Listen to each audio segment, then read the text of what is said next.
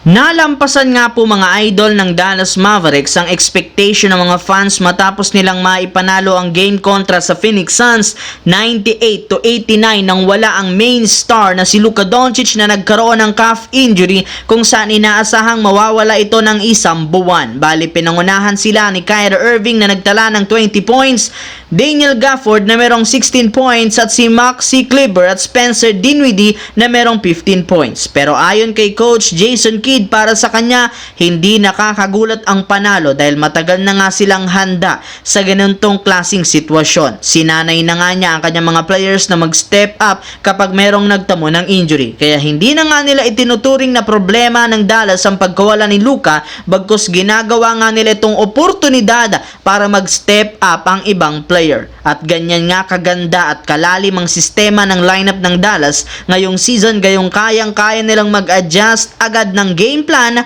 para manalo. Samantala, bumagsak na nga po mga idol sa unang pagkakataon ngayong season ang Golden State Warriors sa ika-11 pwesto na merong record na 15 wins, 15 losses matapos silang matalo kontra sa Los Angeles Clippers sa score na 102-92 nang wala ang mga key player kagaya ni Stephen Curry at Draymond Green. As of now, umabot na sa 3 games ang lose streak at 3 beses pa lamang silang nanalo sa huling 15 laro. Kaya literal na ang pasensya ng mga fans, plus dagdagan mo pa ito ng magiging second game ng back-to-back bukas kontra sa insa namang contender na Phoenix Suns. At dahil nga sa nangyari ngayon sa Warriors, nagsisimula ng magkaroon ng sisihan kung saan may ilang mga fans ang nagsabi, bakit nga daw nagmadali si Mike Dunleavy na kunin si Dennis Schroeder imbes na kumuha ng isang bagong sentro. Kita rin naman ngayon hindi talaga fit si Dennis Schroeder sa sistema ni Coach Steve Kerr dahil simula nga po sa pag-average niya sa Brooklyn Nets ng 18 points per game, meron na lamang nga itong 9 points per game sa Warriors. Siyempre, mas maganda nga sana kung kumuha na lamang sila ng bagong sentro para hindi sila madihado sa depensa sa ilalim ng basket.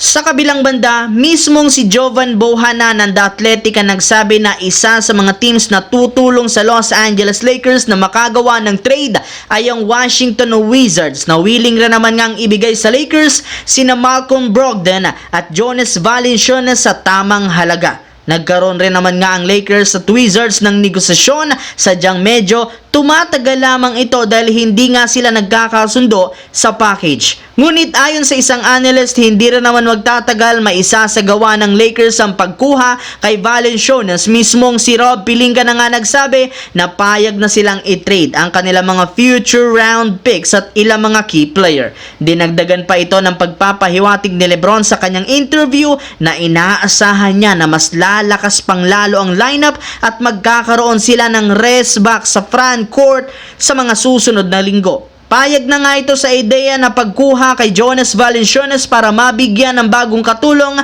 si Anthony Davis. Kaya isang magandang sinyalis ito na makakagawa ng move ang kanilang front office sa trade deadline.